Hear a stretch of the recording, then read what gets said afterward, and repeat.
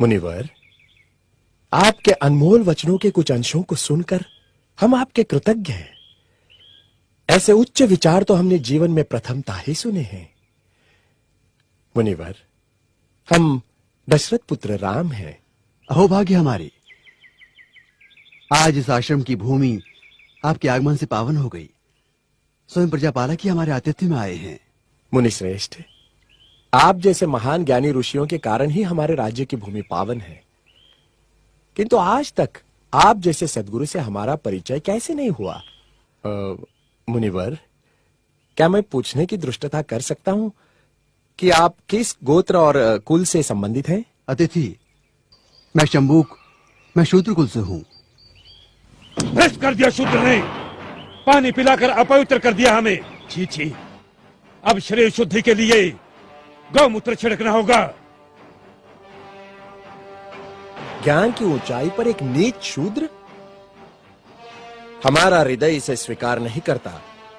किंतु ये सत्य है राजा राम, मैं शूद्र हूं।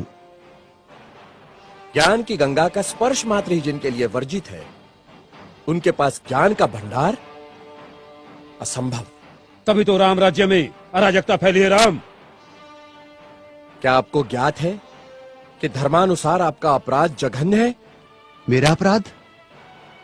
क्या शूद्र का ज्ञान प्राप्त करना अपराध है? हाँ, अपराध है, जिसके कारण हमारे राज्य में एक ब्राह्मण पुत्र की अल्पायु में मृत्यु हो गई। हे कर्तव्यनिष्ठ राम, बड़े ही दुख के साथ मुझे कहना पड़ रहा है कि निष्कारण ही आप मुझे ब्राह्मण पुत्र की मृत्यु का दोषी ठहरा रहे हैं, जिस घटना से मेरा कोई संबंध नहीं, उसका मुझ पर। राजा राम, मैं न कहता था जिसका जो कार्य है वही कार्य उसे करते रहना चाहिए, नहीं तो ये शूद्र भी एक दिन अपना सर उठाकर हमको ज्ञान पढ़ाएंगे। राजा राम, तुमको असंगत कहेंगे। शंबुक, तुमने धर्म की मर्यादा का उल्लंघन किया है। मैंने किसी धर्म की मर्यादा का उल्लंघन नहीं किया है।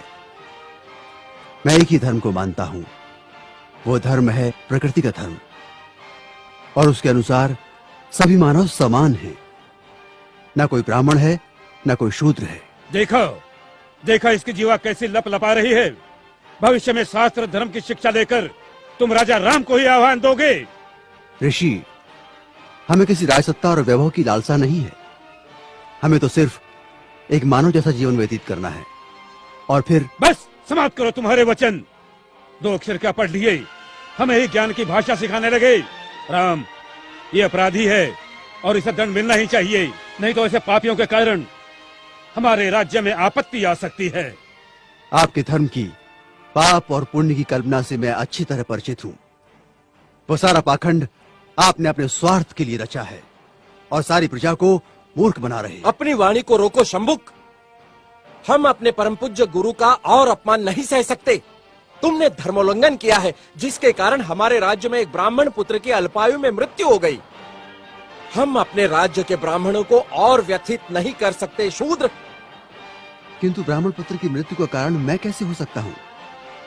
हे राजन, बड़ी नम्रता से दुस्साहस कर रहा हूं। आप तनिक अपने मन दर्पण में झांक कर तो देखें, तो आपको पता चलेगा कि आज की और कल की आपकी छवि में कितना अंतर पड़ा है। हे मर्यादा पुरुषोत्तम, प्रजा के अहंकार को कुछ क्षण के लिए त्याग कर तो देखो। मुझे स्वप्न में भी आशा नहीं थी कि देवताओं के मान्यवर दशरथ पुत्र राम का इतना नैतिक पतन हो जाएगा। किसी ने बस कह दिया तो आपके सोचने की शक्ति क्षीण हो गई। राजदंड की आड़ में ऋषि का वध करने के लिए उद्युक्त हो गए।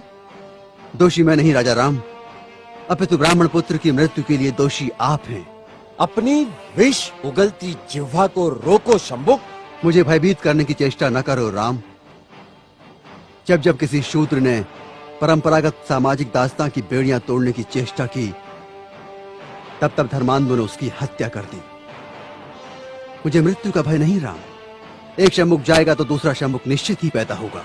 शंबुक, मैं राम, स्वाभिमान और स्वतंत्रता का लघु जीवन भी दास्ता और अपमान से भरे दीर्घायु से कई गुणा सुकर है। अब यदि एक भी शब्द तुम्हारे मुख से और निकला तो मैं सत्य हूं और सत्य की कभी मृत्यु नहीं होती।